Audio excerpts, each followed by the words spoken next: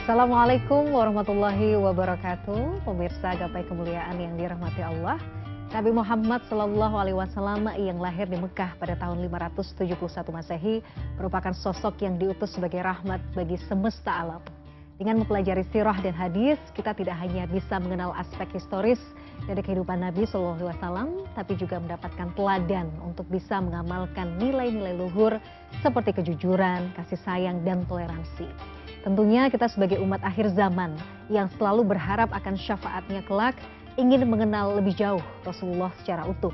Mulai dari bagaimana kemuliaan sifat-sifatnya, cara beliau hidup, bahkan bagaimana rupa Nabi kita yang mulia ini. Nah, hari ini insya Allah kita akan sama-sama belajar dan mengambil teladan dari sosok Nabi Agung ini dengan tema lebih dekat dengan Rasulullah.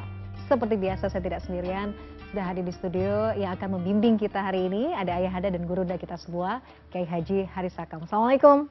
Waalaikumsalam warahmatullahi wabarakatuh. Sehat, afiat, seger. Seger, walaupun jadwal padat, iya, tapi tenaganya ini loh, Masya Allah. Ini udah benar-benar seperti ayah saya ya, jadi meskipun usia tidak lagi muda, tapi semangatnya luar biasa. Alhamdulillah. Masih mobilisasinya tinggi sekali. Alhamdulillah. Luar biasa. Pak Kiai sehat terus ya Pak Kiai. Sehat, amin. Amin. Pak Kiai, ini temanya menarik sekali. Kita akan belajar lagi tentang bagaimana kita meneladani sosok dari baginda Rasulullah SAW. Nanti kita akan belajar bagaimana menggambarkan sosok beliau ya secara fisik. Mungkin apa kesenangannya, makanan apa yang beliau sukai, warna apa yang mungkin beliau gemari. Nanti kita bahas ya Pak Kiai ya. Iya, insya Allah. Nah, saya juga mengingatkan bagi Anda pemirsa yang juga memiliki pertanyaan, Anda bisa mengirimkan pertanyaan Anda, teks boleh, video juga boleh, melalui nomor WhatsApp yang tertera di layar kaca. Anda juga berkesempatan untuk bertanya langsung pada Pak Kiai melalui sambungan Zoom yang nanti teknisnya akan ditentukan oleh tim Gapai Kemuliaan. Pak Kiai, bicara soal baginda Rasulullah, sebelumnya kita juga sempat belajar ya bagaimana memang akhlak dan adab beliau. Tapi kita kan juga ingin menggambarkan ya, ingin punya gambaran sebenarnya. Secara fisik ini baginda Rasulullah seperti apa sih? Karena memang kita nggak punya dan memang tidak diperbolehkan juga ya menggambar sosok Rasulullah. Kita nggak punya gambaran itu. Tapi dari hadis mungkin kita bisa melihat sebenarnya baginda Rasulullah itu seperti apa? Badannya seperti apa? Postur tubuhnya, rupanya seperti apa? Bagaimana kita kemudian bisa memberi ilustrasi kira-kira seperti itu terkait sosok baginda Rasulullah? Pak Kiai, tafadhol. Baik, bismillah, walhamdulillah, wassalatu wassalamu ala rasulillah, amma ba'du. Para pemirsa, Mbak Mila dan ini saudara kita, kameramen yang hadir. Ada orang, karena memang tidak ada foto, tidak ada lukisan yang menggambarkan dan tidak diperbolehkan untuk memvisualisasikan itu, kemudian dia mencari-cari gambaran fisik dari Rasul Sallallahu Alaihi Wasallam. Dari gambaran itu maka dia melahirkan rindu. Dan dari rindu itu maka dia bermimpi dalam tidurnya itu bertemu dengan Rasulullah. Nah, mudah-mudahan kita mau membahas yang semacam itu, memahami tentang sosok Rasulullah berdasarkan hadis-hadis yang sahih. Pertama, Imam Ghazali menggambarkan bahwa Nabi Muhammad itu yakun tawil al-ba'in. Beliau itu bukan tinggi, benar-benar tinggi gitu bukan. Walal qasir ba'in, tapi juga tidak pendek. Sedang begitu ya. Ya, makanya di dalam istilah disebut dengan ar-rab'ah. Ar-rab'ah itu tidak terlalu tinggi, tapi bukan pendek. Jadi bukan kayak pemain basket yang tingginya bisa 2 meter gitu-gitu ya Pak? Enggak setinggi itu juga gitu ya Pak Kiai? Tidak seperti itu, tapi dia nggak bisa dibilang pendek. Nah, mabaina ya di antara kedua hal itu tadi. Sehingga kalau Nabi berjalan sendiri, maka kelihatan Nabi itu orang tinggi. Ya, tetapi gitu. Tapi kalau beliau bersama orang-orang yang tinggi, maka dia tidak pendek. Nah, itulah gambaran tentang sosok fisik Nabi itu. Masya Allah. Kemudian Nabi itu rambutnya itu panjang. Pertama, rambutnya tidak lurus dan tidak keriting. Ikal. Ya mungkin ya. Jadi nggak keriting kriwil-kriwil tidak gitu. Kriwil-kriwil, tapi juga tidak lurus. Jadi ada berombak kira-kira gitu. Kemudian digambarkan juga bahwa Nabi itu rambutnya sampai ke pundak. Tetapi pada riwayat yang lain itu cuma ya melebihi. Nabi itu rambutnya dibelah dua. Ya, rambutnya Aduh, langsung membayangkan. ya Pasti dibelah ganteng banget dua. ya Allah. Masya Kemudian Allah.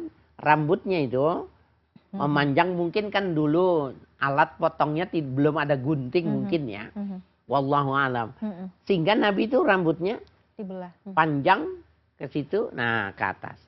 Ada yang menggambarkan bahkan sampai melewati pundaknya. Pundak. Oke. Jadi gondrong gitu. Gondrong. Kalau bahasa sekarang disebutnya gondrong. Gondrong. Tapi dulu itu sekian itu panjang segitu normal gitu.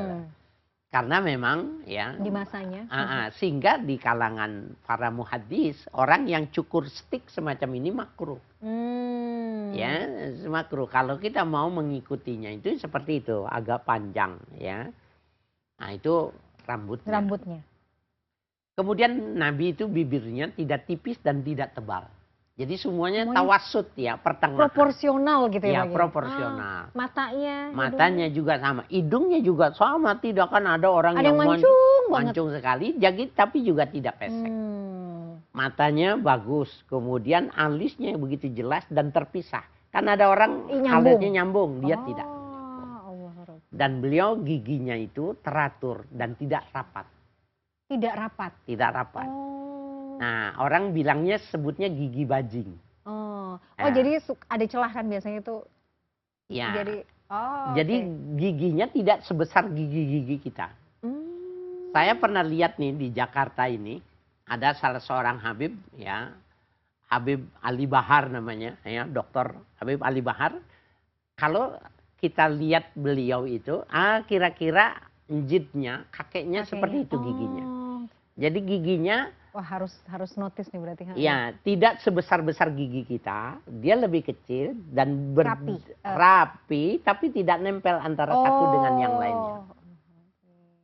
Nah, itu giginya seperti itu, giginya rapi.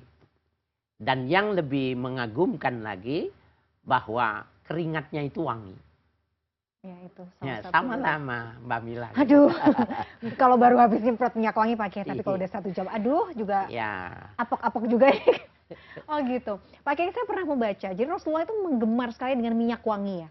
Sampai-sampai kalau beliau pakai minyak wangi itu dari kejauhan tuh terlihat berkilau rambutnya. Memang seperti itu? Bukan minyak wangi, minyak rambut. Minyak rambut. Oke. Itu minyak rambut. Minyak rambut. Jadi beliau itu kepalanya itu diminyaki. Dulu waktu saya SD, sekolah itu pakai minyak kelapa bukan?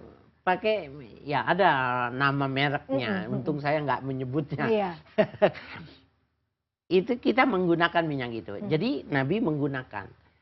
Adapun Nabi menggunakan minyak wangi, sebenarnya dia mengajarkan kepada masyarakatnya. Jadi begini, iklim di Mekah, di Madinah itu tidak sama dengan di Jakarta.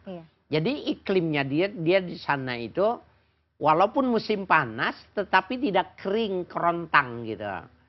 Begitu juga ketika musim dingin ya tidak benar-benar seperti basah seperti kita musim ketika hujan, enggak gitu. Nah, oleh karena itu di zaman Nabi itu kan orang jarang mandi dari lantaran dingin umpamanya. Nah, tapi yang tidak mustahil juga bahwa karena dia lama tidak mandi, walaupun cuacanya itu teduh yang semacam itu, bau itu tetap ada. Sehingga kata Jumat itu kan dari kata jamaah itu maknanya kan berkumpul. Nabi mengajarkan kalau Jumat pagi itu mandi. Padahal beliau tidak bau. Tetapi beliau mengajarkan mandi agar supaya pengikutnya itu dibiasakan. Walaupun cuacanya ini seperti ini, supaya mandi. Tetap mandi.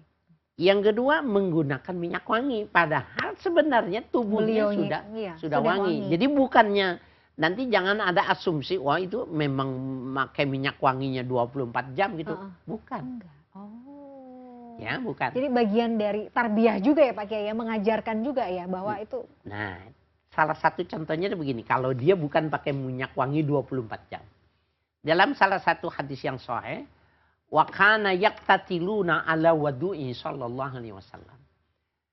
Sahabat-sahabat Nabi itu berebut menadahi air wudhu yang dipergunakan oleh Rasulullah. Jadi ke beliau kalau wudhu bawahnya ada yang nuduin gitu. Ya, nuduin. Itu ada yang diminum, ada yang ditempelin karena memang wangi gitu. Nah, itu mengapa makanannya, minumannya, wudhunya nggak ada yang tersisa. Selalu Ditunggu dan direbut-rebut oleh orang gitu. Nah, jadi ada yang dijadikan lit ta'lim, memberikan pendidikan, mandi, menggunakan minyak wangi, kemudian menggunakan duhun itu tadi minyak di rambut kepala. Bukannya beliau membutuhkan, tapi ini semua ditaklim dalam rangka mengajarkan. Masya Allah, menarik sekali. Wah, kita jadi pengen tahu ya terkait kebiasaan-kebiasaan yang lain ya Pak Kiai. Nanti kita bahas, kita harus jeda dulu. Pemirsa jangan kemana-mana, Gapai Kemuliaan masih akan kembali sesaat lagi. Tetaplah bersama kami.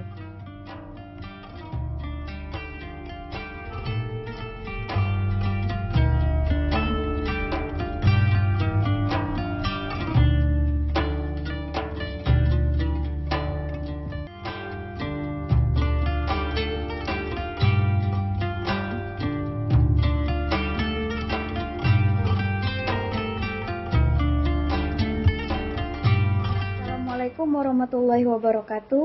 Nama saya Eci Oktaria Fitri, tinggal di Tangerang Selatan. Yang menjadi pertanyaan saya adalah, apakah kita yang hidup di zaman sekarang, kita tidak pernah melihat Nabi, tidak pernah bertemu Nabi, baik secara langsung maupun di dalam mimpi, bisa berdekatan dengan Nabi?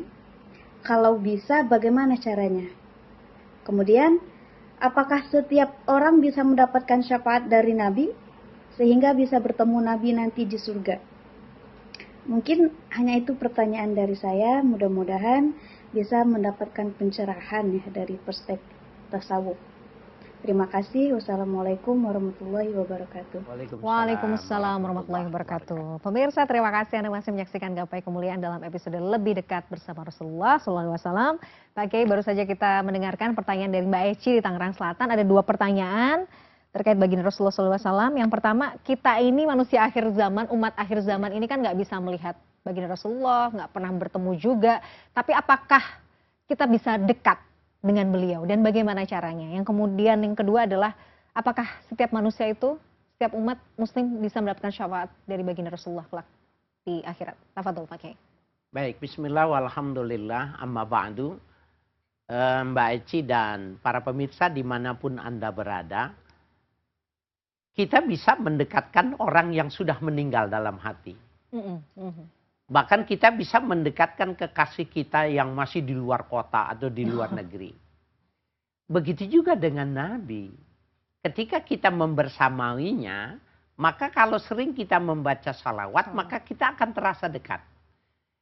Bahkan dijamin orang yang membaca salawat, aqrabukum ilayya yaumal qiyamati aksarukum sholatan alayya.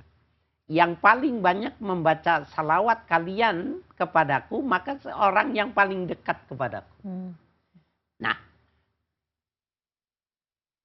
kalau Mbak Mila tahu nama saya, sebut-sebut nama saya, maka orang yang punya nama itu akan terketuk hatinya walaupun dia tidak melihat. Dulu dalam masih zaman muda, kalau mau pelet wanita itu gitu ya? Cari sebut namanya, sebut saja namanya sebanyak-banyaknya, maka dia akan terbangun di waktu malam. Apakah benar itu? Wallahu alam, sugesti barangkali. Tetapi telepati yang mengatakannya itu. Bahwa kalau kita menyebut-nyebut nama Allah 24 jam itu, maka dia akan membekas dan yu'athir, menempel, memberikan pengaruh. Orang menyebut membaca salawat, terus-terusan membaca salawat, itu juga akan melahirkan ketenangan, dekat dan rindu. Betul. Bahkan semakin dia baca salawat, dia semakin merindu menyebut-nyebut namanya itu. Dan itu yang dijadikan ya jadi sebuah dasar bahwa dia bisa dekat dengan dia mendekatkan. Jadi bukan Nabi yang mendekatkan kita, tetapi kita bisa mendekatkan Nabi kepada kita. Apalagi Rasul juga menjawab salawat kita kan sebenarnya Pak Kiai ya. Setiap kali kita bersalawat. Hadisnya itu sahih bahwa Allah mengizinkan kepada Nabi untuk ya dikembalikan ruhnya menjawab orang-orang yang mengucapkan salam dan mengucapkan salawat kepada beliau. Ya udah. Nah, itu tadi pertanyaan yang pertama. Kemudian yang kedua, apakah Setiap orang mendapatkan syafaat selama dia muslim, la tusyrik billah, syaratnya tidak syirik kepada Allah.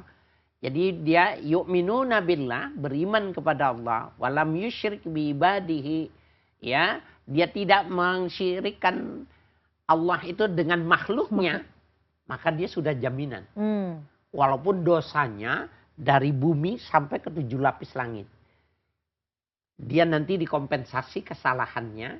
Pada akhirnya ada mendapatkan syafaat dan dia akan tetap dipindahkan dari neraka ke dalam sorga. Itu yang syafaat yang terbesar. Yang disebut dengan syafaatul uzma.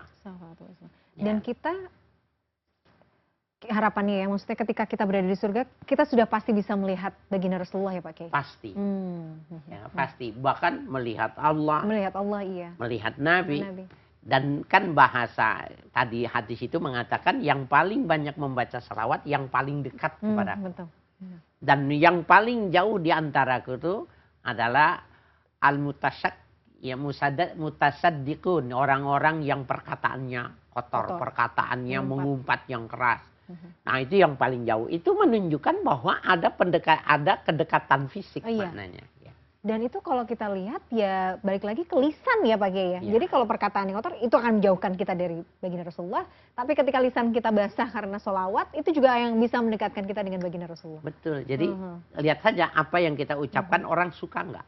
Kalau nggak suka, bahwa sesungguhnya Nabi nggak suka. Kalau orang suka, bahwa sesungguhnya Nabi juga suka. Oke, udah parameternya itu aja lah gampang ya. Pak Kiai, kembali lagi pada bagaimana kita kemudian mengenal lebih dekat sosok baginda Rasulullah. Sebelumnya kita bahas bagaimana secara postur fisik beliau seperti apa. Kalau bagaimana cara beliau berpakaian itu spesifiknya seperti apa Pak Kiai? Ya, ini menarik nih. Harus dibedakan mana syariat, mana adat. Karena begini, ada orang yang ketika dia belajar, kemudian dia tanggalkan pakaian kedaerahannya. Kemudian dia menggunakan gamis umpamanya. Bagus nggak bagus? Bagus, karena memang Nabi menggunakannya pakaiannya gamis. Tetapi gamis itu adalah budaya Arab. Yang mau bunuh Nabi juga pakai gamis juga. Ya karena itu bagian dari ya.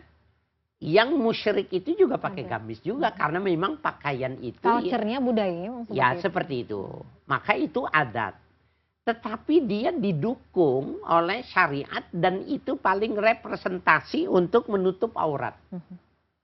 Sehingga yang awalnya dia sifatnya itu adat dan itu dianggapnya menjadi syariat. Makanya yang dimaksud dengan sunnatullah adalah tradisi. Kebiasaan Nabi itu dianggapnya menjadi syariat. Pakaian itu.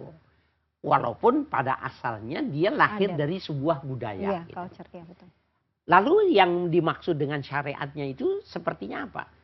Apabila dia menutup aurat, maka sesungguhnya itu sudah disebut dengan syariat. Melakukan pakaian syariat. Nah, di dalam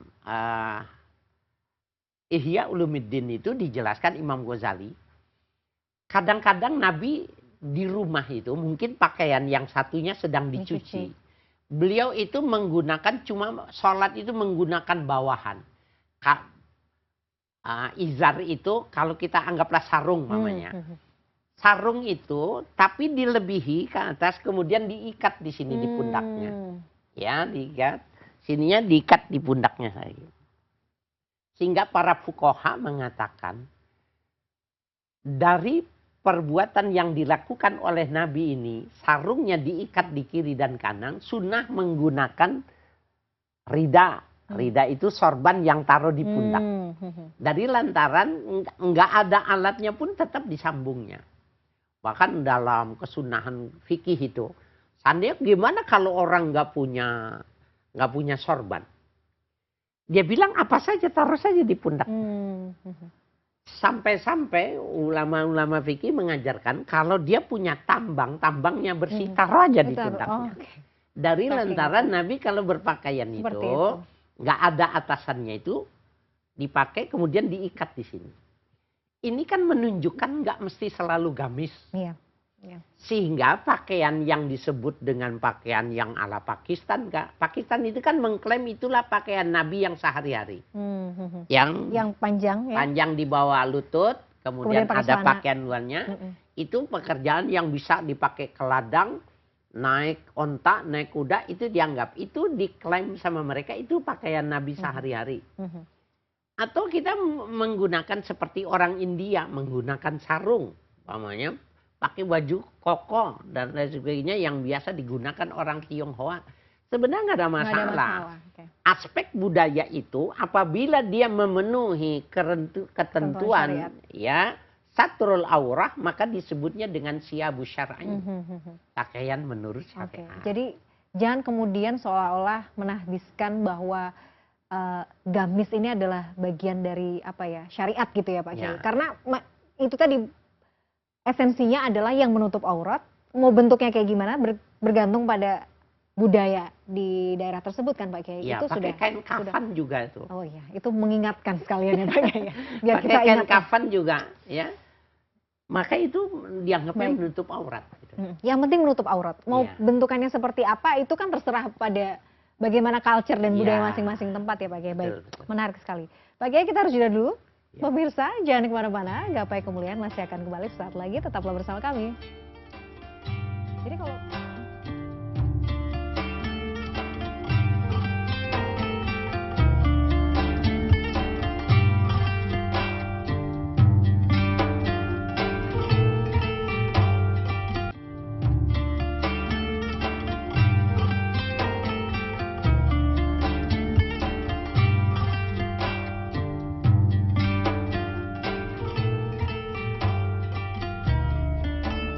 pemirsa, terima kasih Anda masih menyaksikan Gapai Kemuliaan dalam episode lebih dekat bersama Rasulullah Sallallahu Alaihi Wasallam. Pak Kiai, jadi itu tadi ya pakaian keseharian Rasulullah tuh apa kayak gamis begitu ya memang.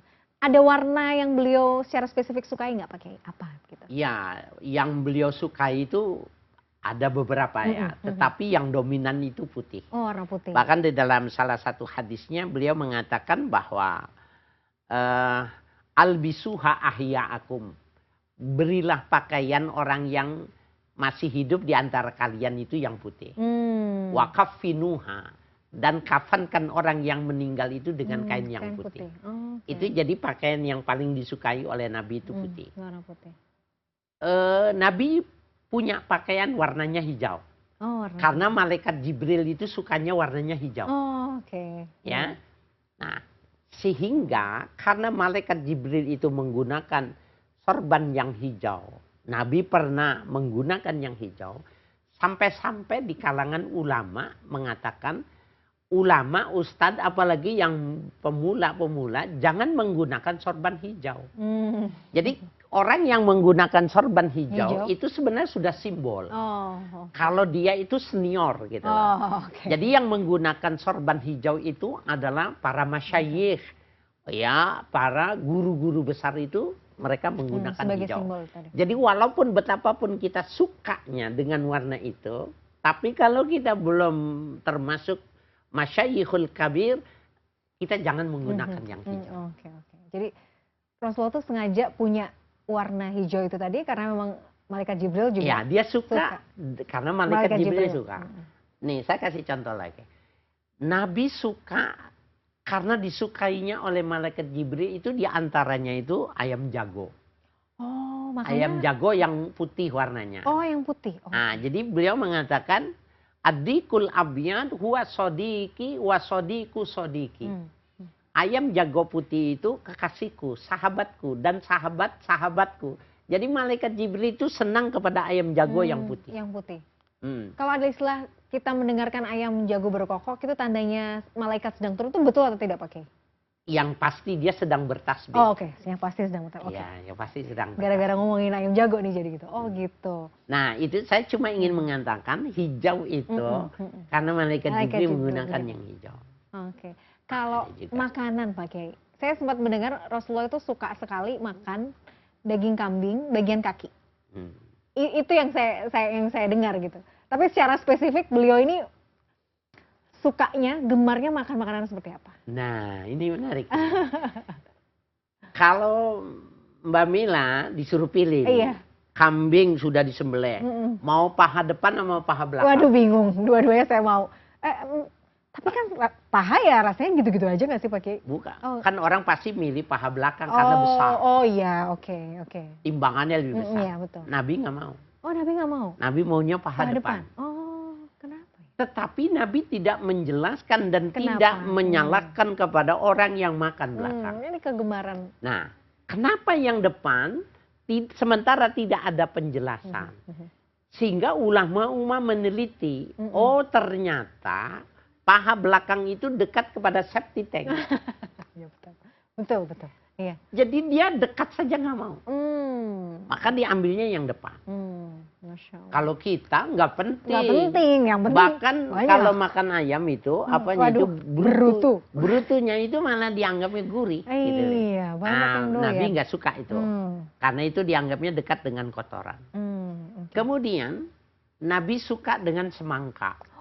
Iya. Nah, semangka, bitih itu Semangka. tapi yang sufrah, yang kuning. Gimana? Oh, semangka yang kuning. Nah, dulu saya pikir begini, kan ada yang merah, ada yang kuning. Iya.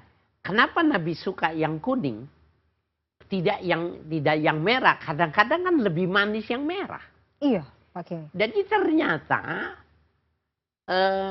manis punya resiko itu sudah dibicarakan dan Nabi sudah mengekspresikannya. Jadi jangan yang terlalu manis. Kalau yang kuning low sugar, jadi tidak terlalu manis. Jadi baginda Rasulullah tuh benar-benar dari kesehariannya beliau memang penuh hikmah ya. Apa yang beliau lakukan tuh selalu penuh hikmah. Jadi ada pelajaran, ada kebaikan yang selalu beliau lakukan. Apa saja yang Apa dilakukannya saja? itu pasti itu yang lebih bagus. Dan itu makin kesini makin kelihatan. Banyak Nah, penelitian Pak Kiai. Gitu. Sekarang nih kalau dia memilih daging, Nah, maka dipilihnya itu yang nempel di tulang. itu paling enak. Nah, Gitu ya, jadi Pak. kata saya punya guru itu kalau orang hobi makan, tapi milihnya paha, pilihnya dada, sebenarnya dia bukan tukang makan. Kalau yang benar-benar tukang makan, maka dia pilih daging yang nempel ada tulangnya. Itu rasanya nikmat. Rasanya lebih nikmat ya, Masya Allah. Sehingga kepala kambing, kaki kambing itu Lebih nikmat. mantap, betul. Jadi lapar ya Pak Kiai. Pak Kiai, terakhir, ini sebenarnya masih banyak yang ingin dibahas, tapi juga waktu juga yang terbatas. Jadi sebenarnya apa yang perlu kita, maksudnya kita sebelumnya belajar tentang adab akhlak. Ini kita belajar tentang keseharian. Apa yang perlu kita petik ya dari kita melihat keseharian baginda Rasulullah ini supaya kita juga tertanam rasa cinta, semakin cinta dengan baginda. Kita juga rasa-rasanya juga mau meneladani apa yang beliau lakukan. Apa yang perlu kita tanamkan dalam diri Pak Kiai? Kalau saya ingin buatkan kesimpulan, ya tidak banyak, paling tidak kita bisa menangkap kesehatan itu menjadi perhatian dalam Islam. Sehingga jangan terlalu makan yang terlalu manis. Jangan yang kolesterolnya Berlemak, tinggi. ya. Karena jeroan Nabi tidak makan. Nah, ya Allah, Nabi tidak Masya makan Allah, jeroan. Masya Allah. Karena itu dianggapnya kotor. Sampai paha saja dia nggak mau. Tapi Pahanya paha milih, depan. ya. Ya. Kaki malah dimakan. Hmm. Maka daging yang nempel di tulang itu bukan cuma daging itu enak, tetapi kolesterolnya rendah. Masya Allah. Jadi Jadi hal-hal yang sekarang ini dianggap bagian dari disiplin ilmu kesehatan, sebenarnya Nabi sudah mempraktekannya, Nabi sudah mempraktekkan. mengajarkan. Masya Allah. Tapi orang yang suka tidak ditegur sama Nabi. Oh, begitulah adabnya beliau ya. Kalau mau tiru aja. Oke. Gitu. Oke. Tapi beliau tidak pernah. Karena bukan syariat. Oke, paham. Jadi di luar yang bersifat Untuk syariat, beliau akan memilih. silakan pilih. Masya Allah, begitu luar biasanya ya kepribadian baginda itu. Mudah-mudahan kita semua bisa meneladani Amin, amin. perilakunya baginda Rasulullah, dan itu menjadi pelecut supaya kita tambah sayang, tambah cinta. Dan begitu juga dengan baginda Rasulullah.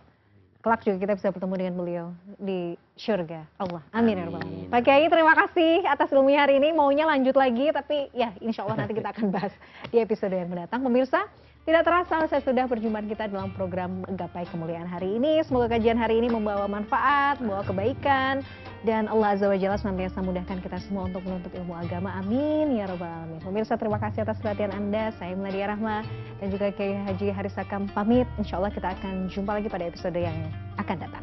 Subhanakallahumma wa bihamdika asyhadu an la ilaha illa anta astaghfiruka wa atubu ilaik. Wassalamualaikum warahmatullahi wabarakatuh. Waalaikumsalam warahmatullahi wabarakatuh. Alhamdulillah.